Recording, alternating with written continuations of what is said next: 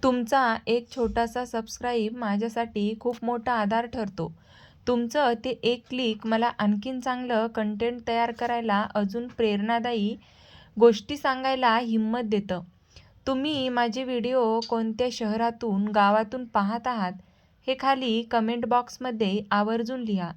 जेणेकरून मलाही समजेल की माझे व्हिडिओ कुठपर्यंत पोहोचत आहेत. महाराष्ट्राच्या प्रत्येक कोपऱ्यातून भरभरून प्रेम मिळते. त्यासाठी तुमचे खूप खूप आभार. प्लीज चॅनलला सबस्क्राईब करा आणि कोणत्या गावातून आणि कोणत्या शहरातून माझे व्हिडिओ पाहता हे कमेंट करून नक्की सांगा. चला तर मग लगेचच व्हिडिओला सुरुवात करूयात. रात्री उशिरापर्यंत दोघेही जागे होते. धैर्यशीलची नजर काही शिवांगीवरून हटतच नव्हती. त्याच्या अशा टक लावून पाहण्याने शिवांगीला काही सुचत नव्हतं. जरी ती पुस्तक वाचत होती तरीही तिला त्याची स्वतःवर असलेली नजर समजत होती. हे असे का पाहत आहेत एकटक. शेवटी तिने पुस्तकातून डोकं वर केलं आणि त्याच्याकडे पाहिलं. दोघांच्या नजरा एकमेकांना धडकल्या. प्रेमाचे वारे सध्या वाहत आहेत. दोघेही प्रेमाच्या नावेत नुकतेच बसलेले आहेत. प्रेम काय असतं हे धैर्यशील अनुभवत होता. खरं प्रेम काय असतं हे त्याला शिवांगीकडे पाहिल्यावर कळत होतं. आज त्याचं मन त्याच्याच ताब्यात नव्हतं. शिवांगीने तर नुकतंच प्रेम या सुंदर जगात प्रवेश केला होता. पवित्र अशा बंधनात दोघंही हळुवारपणे बांधले जात होते, त्यांच्याही नकळत. अहो, असं का पाहत आहात? काही हवं आहे का? तिने शेवटी विचारलं. नाही ग, असंच पाहतोय तुला. आज माझं मनच भरत नाहीये तुला बघून.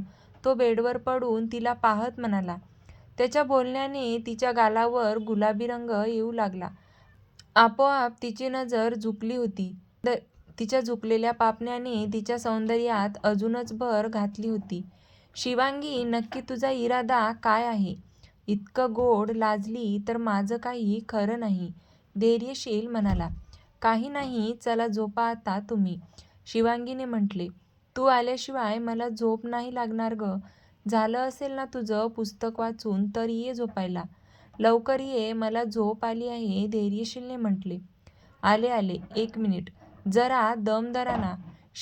शिवांगीने पुस्तक बाजूला टेबलवर ठेवून दिलं आणि बेडकडे वळली.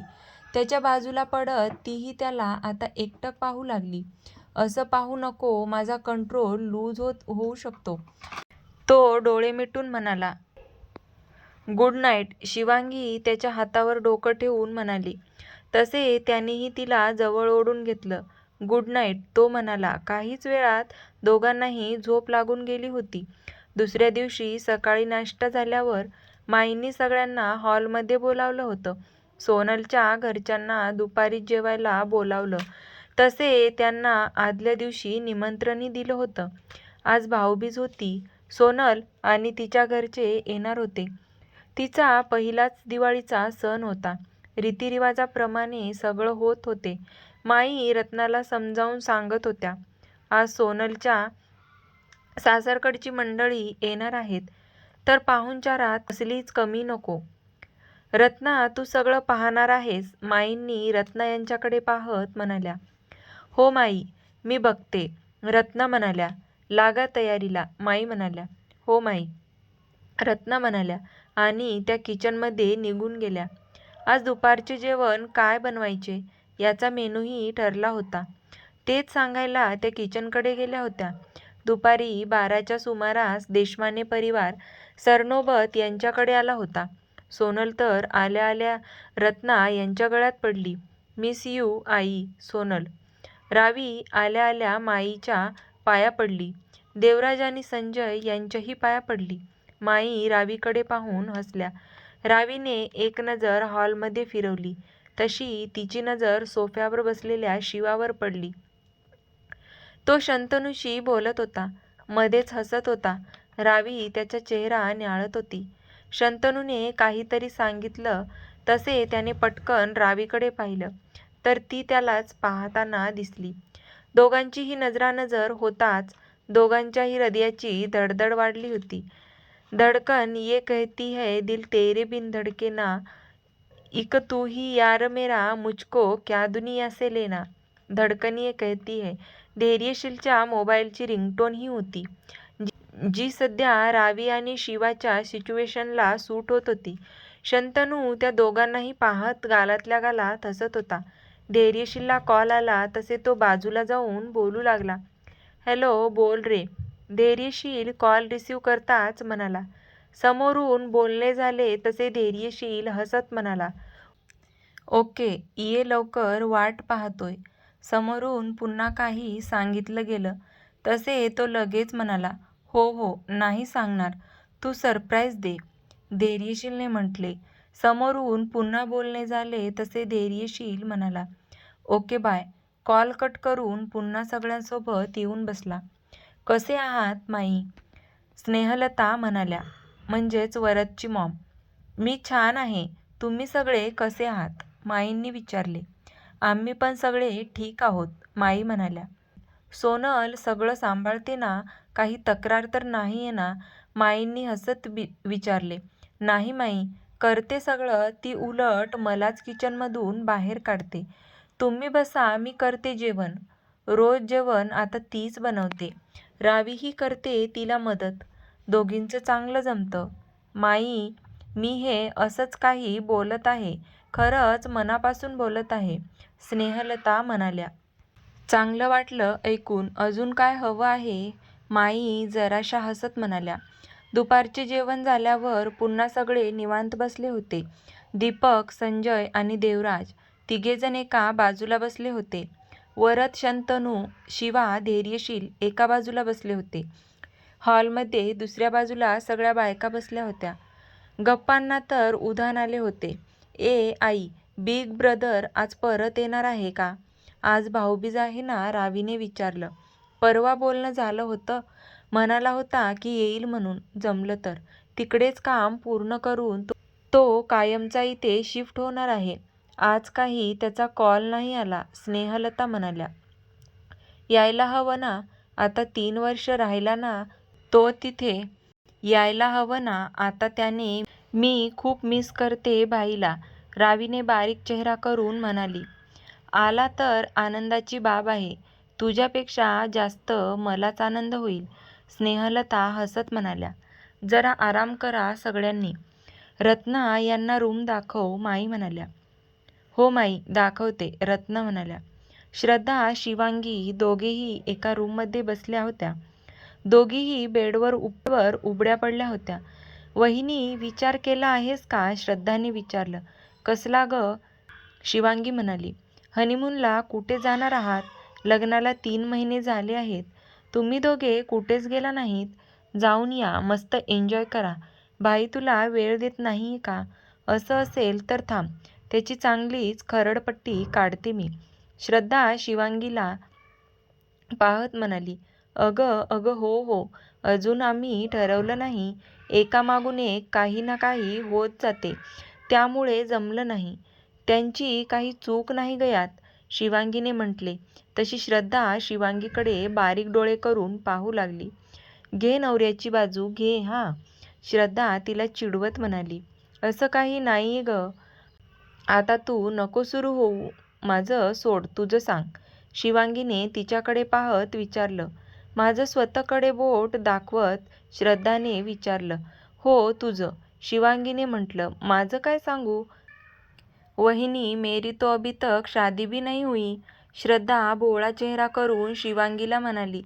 तुला याबद्दल विचारणारच होती मी, श्रद्धा, तुला लग्नाची खूप घाई झालेली दिसते, शिवांगी बारीक डोळे करून पाहत गालातल्या गालात हसत म्हणाली. ए वहिनी, प्लीज ग, असं नको हसू, मला नाही लाजल्यासारखे होते, श्रद्धा दोन्ही हात चेहऱ्यावर ठेवूनच लाजल्याची ॲक्टिंग करत म्हणाली. मग मगाशी मला कशी चिडवत होती ग, शिवांगी तिला गुदगुल्या करत म्हणाली. ए वहिनी, नको ग गुदगुल्या, जाम हसायला येतं हां. श्रद्धा बेडवर उठून बसली. ती उठून बसली तशी शिवांगीही उठून बसली. दोघीही एकमेकींकडे पाहत होत्या.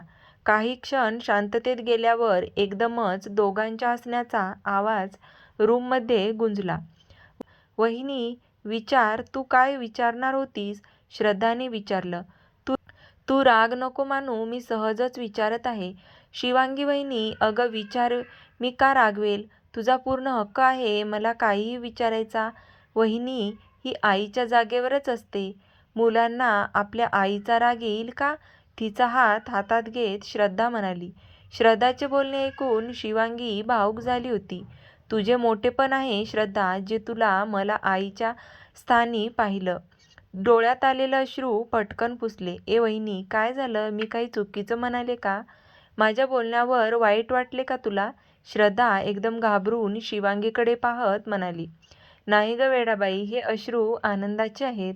तुझ्या बोलण्याने मला खूप बरं वाटलं. शिवांगी तिच्या हातावर हात ठेवून म्हणाली. हां, मग ठीक आहे. मला वाटलं मी रडवलं की काय तुला? आणि मग भाईला समजलं असतं की त्याच्या बायकोला रडवलं आहे तर त्याने नक्कीच मला धपाटा दिला असता. ॲक्टिंग करत श्रद्धा म्हणाली. तशी शिवांगी खळखळून हसली. आता तिला पाहत गालातल्या गालात हसली. वहिनी, आय ॲम लकी की तू माझी वहिनी आहेस. बरं झालं ती चुडेल या घरात आली नाही. तू नेहमी खुश राहा. जर कुणी तुला दुखावलं ना तर त्या व्यक्तीला मी सोडणार नाही, मग भाई का असेना. श्रद्धा मनातल्या मनात म्हणाली. काय ग, कुठे हरवलीस? शिवांगीने श्रद्धाच्या खांद्यावर हात ठेवत विचारलं. शिवांगीने आवाज दिल्यावर ती विचारातून बाहेर पडली. काही नाही, असंच. बरं, तू मगाशी काहीतरी विचारणार होती ना? श्रद्धाने आठवण करून दिली. अरे हो, हे बघ, बोलण्याच्या नादात विसरून गेले, शिवांगी म्हणाली. आणि ती विचारणारच होती की तेवढ्यात दारावर थाप पडली. तसे त्यांचे बोलणे पुन्हा एकदा अर्धवट राहिलं. या आत, श्रद्धा म्हणाली. तशा सुमन काकी दरवाजा उघडून आत आल्या. सुमन काकी, तुम्ही? अहो, कॉल करून बोलवायचं, तुम्ही कशाला पायऱ्या चढून वर आल्या? श्रद्धा म्हणाली. नको, कुठे जास्त पायऱ्या चढायच्या होत्या, माईचा निरोप घेऊन आले होते, सुमन काकी म्हणाल्या. माईचा निरोप? श्रद्धा आणि शिवांगी दोघी एकमेकींकडे पाहत एकत्र म्हणाल्या. काय निरोप आहे? श्रद्धाने विचारलं. तुम्हाला दोघींनाही त्यांच्या रूममध्ये बोलावलं आहे, सुमन काकी म्हणाल्या. आता बोलावलं आहे का? श्रद्धाने विचारलं. तशा सुमन काकीने हो मध्ये मान डोलावली. बरं, आलोच आम्ही, तू हो पुढे. श्रद्धा हां, सुमन काकी म्हणाल्या आणि त्या रूममधून बाहेर पडल्या. त्या गेल्यावर त्या दोघींनी एकमेकांना पाहिलं. माईने का बोलावलं असेल आपल्याला? शिवांगीने विचारलं. मलाही तोच प्रश्न पडला आहे. श्रद्धा, चल जाऊ, गेल्याशिवाय आपल्याला समजणार नाही, शिवांगी म्हणाली. हो चल, श्रद्धा म्हणाली. दोघी रूमच्या बाहेर पडल्या. जिना उतरून माईच्या रूमकडे जायला निघाल्या. तर कसा वाटला तुम्हाला आजच्या कथेचा हा भाग? आवडला असेल तर व्हिडिओला लाईक, शेअर आणि सबस्क्राईब करायला विसरू नका. पुढचा भाग आपण लवकरच पाहणार आहोत. त्यासाठी आपला व्हिडिओ कंटिन्यू करा आणि चॅनलवर नवीन असाल तर लगेच आपले चॅनलला सबस्क्राईब करा. आणि तुम्ही माझे व्हिडिओ कोणत्या शहरातून, गावातून पाहत आहात हे मला कमेंट करून नक्की सांगा, जेणेकरून मलाही समजेल की माझे व्हिडिओ कुठपर्यंत पोहोचत आहेत. धन्यवाद.